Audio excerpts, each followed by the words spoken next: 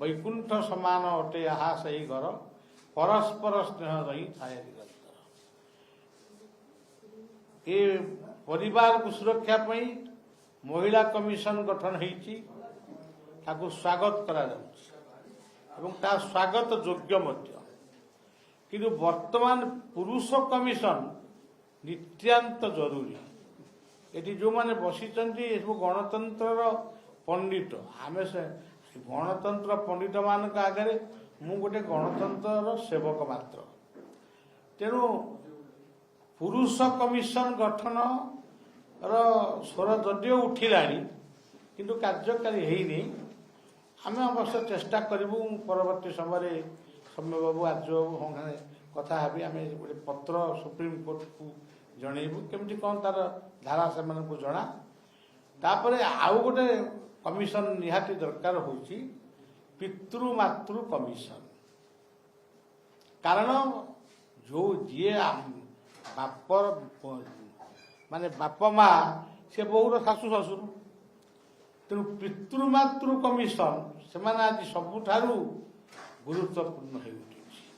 हाँ सरकार दौरान चाउल दौरान भत्ता दौरान सब दौरान सीटा कौन यथेष्ट जदि जड़े मेडिकल को आसवाई तार सामर्थ्य नहीं मेडिकल को आसिले तो से ट्रिटमेंट से कई सहारा ना ये हूँ परिवार कथा।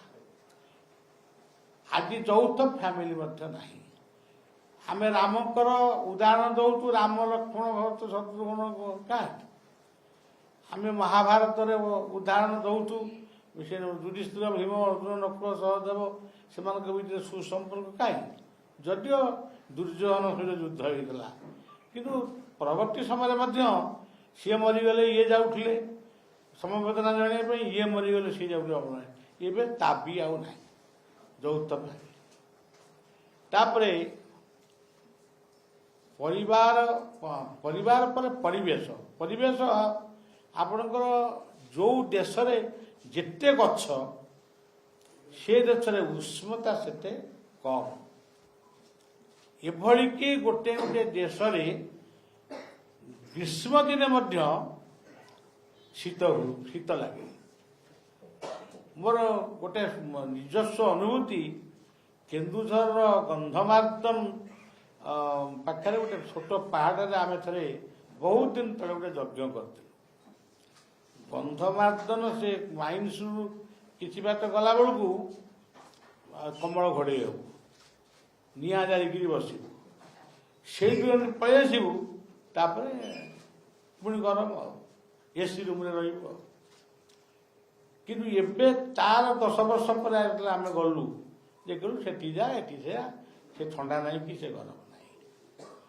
भुवनेश्वर एकाम्र कानन आपको कहुच्छी एकाम्र कानन आपको कहुच्छी तपोवन भगवान रामचंद्र तपोवन को गमन करते राम तपोवनाधि गमनम हत्वा मुगी कांचन आम जो बहीचु ये हूँ हर पार्वती स्थान एकाम्र कानन दिने खंडगिरी तले थिला निरोड़ा जंगल आज विचित्र भुवन बाहर कैपिटाल किंतु ये अपार्टमेंट हो सबू हो भुवनेश्वर आमर भारत वर्ष सर्वश्रेष्ठ राजनीति हो राजधानी हो मना ना किंतु आगामी दायद मान प्रचुर गछ दरकार आउ ताल गछ खजुरी गछ निम्ब गछ ये गुड़िक रहिले से निश्चित उष्णता कम ये हूँ गोटे कथा।